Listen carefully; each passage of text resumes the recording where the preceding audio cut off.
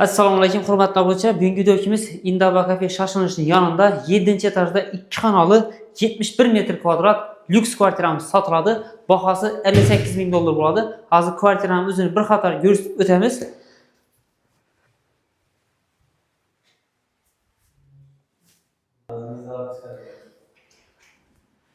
Bu tarafımız giriveriş eshigimiz bor. Eshikdan girdik. Bir dena prixoshka mebel, yan boshida rakovinasi, rakovinani doğrusunda aynaları qo'yilgan. Arkasında svetlar, освещениялari bilan ko'rishingiz mumkin.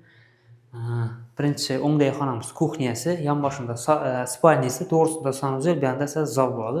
Eshiklari ham e'tibor berasizlar, zo'rundan qo'yilgan eshiklari. Oppoq, skromli eshiklar, o'rtasida naqshlar bilan. Bismillah deb kuxnyadan boshlaymiz.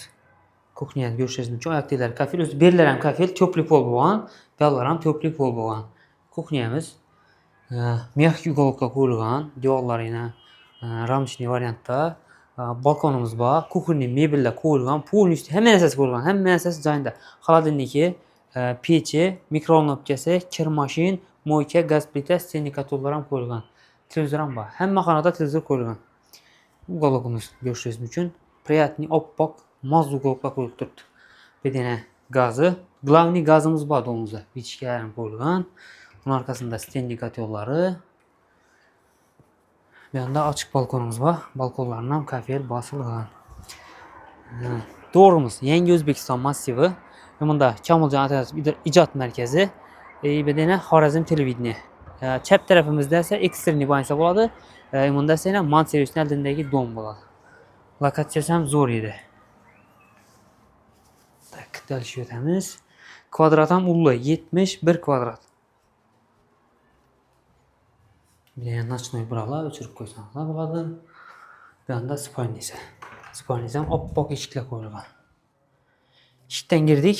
Shundan oyoqdagilarimiz laminat pol. Xonamiz keng tushgan.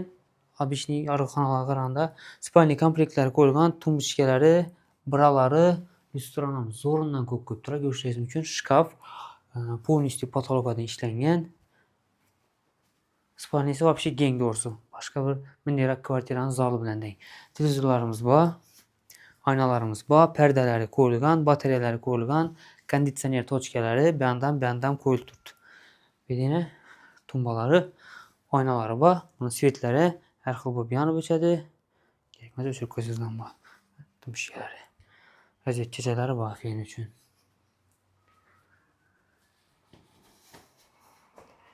Spalnyasini ko'ramiz endi. Ko'rishingiz mumkin. Sanuzelimiz. Oyoqdagilar kafel, patolokadagi kafel bosilgan.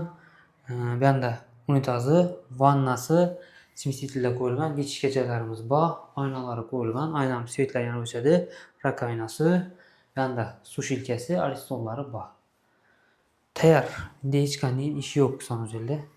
Bu yoqda esa zal joyimiz bo'ladi, ko'rishingiz mumkin.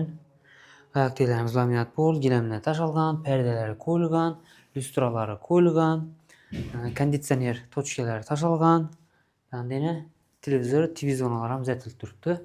Ya'ni ishlatib ishlarida svetlari bilan. Ko'rishingiz mumkin, cho'tka deb taxlangan. 7 etajli dom, 7-etaj, kirpishli dom, gaz, svet, suv bor. Bu yerimiz yana qirg'iz yaponiya domlar ko'rinib turibdi. Buradan chiqib ketasizlar, bu eksterniy bansa bo'ladi. Tak, bahası 58 ming dollar. Kime ma'qul bo'lsa, bemalol telefonlashib kelib ko'rsangizda bo'ladi. Gaz, svet, suvdan muammosi yo'q. 7-etaj, liftlarimiz ishlab turibdi. Telefon nomerini aytib o'tamiz: 99 946 76 66.